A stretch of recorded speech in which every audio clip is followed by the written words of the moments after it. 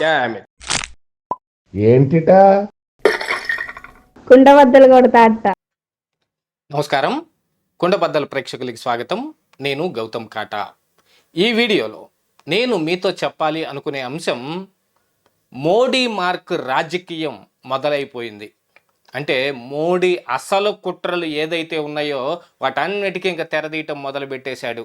ఇక్కడ ఆంధ్రప్రదేశ్ రాష్ట్రంలో అయితే జగన్మోహన్ రెడ్డి ఏం కోరుకున్నాడో అది మాత్రమే చేయటానికి కూడా సిద్ధపడిపోయాడు అని నిన్న జరిగిన బదిలీల ద్వారా తెలుస్తుంది. అసలు అందులో మోడీ చేసింది ఏముంది? అది ఈసీ కదా చేసింది. ఎన్నికల కోడ్ వచ్చింది కాబట్టి ఇప్పుడు దేశం మొత్తం ఈసీ చేతుల్లో ఉంటుంది. ఆ బదిలీలు ఏమన్నా చేశారు అని అంటే అది ఈసీ చేస్తుంది. అందులో మోడీనే తీసుకొచ్చి ఇరికించి పెడతారా మీరు అని అడిగే వాళ్ళు కూడా చాలామంది ఉంటారు. ఇంత అమాయకపు శుద్ధపూసల్లాగా మాట్లాడే వాళ్ళకైతే మనం ఏం చెప్పలేం. ఇక మోడీ కాకి ఎవరు చేస్తారు చెప్పండి? మొన్నటికి మొన్న అపాయింట్ అయిన 2 ఎలక్షన్ కమిషనర్లు మోడీ సహాయంతోటే కదా అయ్యింది. మోడీయే చేశాడు కదా. మరి ఇక అలాంటి ఈసీ చేతుల్లో ఉంటుందనే కదా ప్రధానమంత్రి లేక ప్రతిపక్ష నాయకుడు ఇంకొక ప్రధానమంత్రి సూచించిన క్యాబినెట్ హోదా ఉన్న ఒక వ్యక్తి, దాంట్లో ఈయన తీసి అవతల పడేశారు. చీఫ్ జస్టిస్ అనే ఆయన్ని తీసి పక్కన పడేసేసి కొత్తగా ఎన్నికల కమిషనర్ని కానీ లేకపోతే సిబిఐ డైరెక్టర్ని కానీ ఇక వీళ్ళని ఎన్నుకునే ప్రక్రియలో ఇక చీఫ్ జస్టిస్ని పక్కకు తొలగించటం అయింది. అంతలావున ఆ పని ఎందుకు చేయాల్సిన అవసరం ఏమొచ్చింది? దానివల్ల 1000 కోట్లు లేదా 1,00,000 కోట్లు భారతదేశానికి ఉపయోగం ఏమన్నా ఉంటుందా? ఏం ఉండదు కదా. ఉన్నదల్లా మోడీకి మాత్రమే ఉపయోగం. ఇవన్నిటినీ నేను మీకు ఈ వీడియోలో వివరించబోయే ముందుగా కుండబద్దల ప్రేక్షకులందరికీ నా మనవి, వీడియో నచ్చితే ఖచ్చితంగా లైక్ చేయండి. నిన్న పెట్టిన వీడియోని చాలా బాగా ఆదరించారు. చాలా ఎక్కువ కామెంట్లు కూడా వచ్చాయి. 500కు పైన కామెంట్లు రావటం చూసి నాకు చాలా ఆశ్చర్యం వేసింది. మనకి ఎప్పుడు అన్ని కామెంట్లు రావు, ఏదో 4 వచ్చి తిట్టేసి వెళ్ళిపోతారు తప్ప లైకులు మాత్రం తక్కువ వచ్చాయి. మీ లైకులు ఈ వీడియోకి ఆహారం అనేది మాత్రం మర్చిపోకండి. వీడియో నచ్చితే ఖచ్చితంగా లైక్ చేయండి. ఇక మొన్ననే చిలకలూరిపేటలో అంటే మా ఊర్లోనే మోడీ ఆర్భాటంగా వచ్చి ఒక సభను నిర్వహించాడు. ఎందుకంటే ఇక్కడున్న టీడీపీ జనసేన కూటమితోటి బీజేపీ కూడా కలిసిపోయింది. ఇంకా వాళ్ళకి సీట్లు ఎన్ని కేటాయిస్తారు, ఏవేవి కేటాయిస్తారు అనే దగ్గర ఇంకా కొట్టుకుంటూనే ఉన్నారు. ఈ సీటు మాకు కావాలి, ఆ సీటు మీకొద్దు అనే దగ్గర ఇక వాళ్ళు మల్లగుల్లాలు పడుతూనే ఉన్నారు. ఏ రాష్ట్రంలో జరిగిన ఒక పెద్ద దిక్కుమాలిన ఒక రాజకీయం ఇప్పుడు ఆంధ్రప్రదేశ్ రాష్ట్ర బీజేపీలో జరుగుతుంది.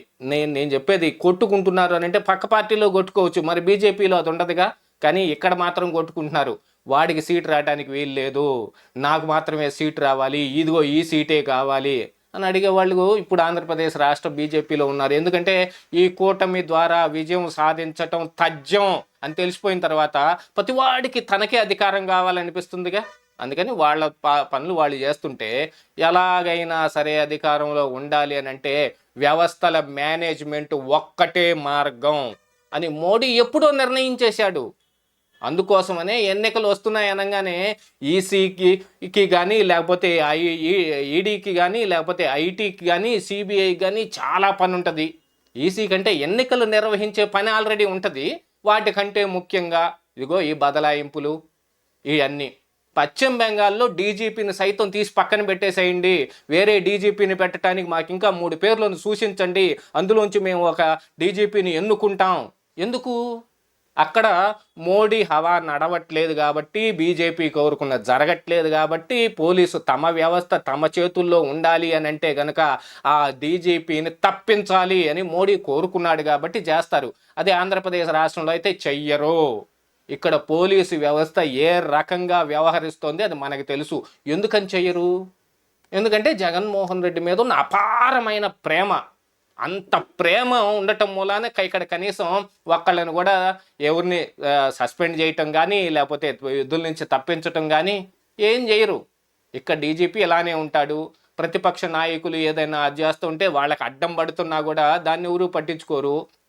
ఏదో లేళ్ల అప్పిరెడ్డి ఒక కంప్లైంట్ పెట్టాడు, జగన్మోహన్ రెడ్డి మీద అసభ్యకరంగా ఏదో పోస్టులు పెట్టారని అని చెప్పి ఈసీ మరి చంద్రబాబు నాయుడికి నోటీస్ ఇచ్చిందనే వార్త కూడా బయటకు వస్తుంది.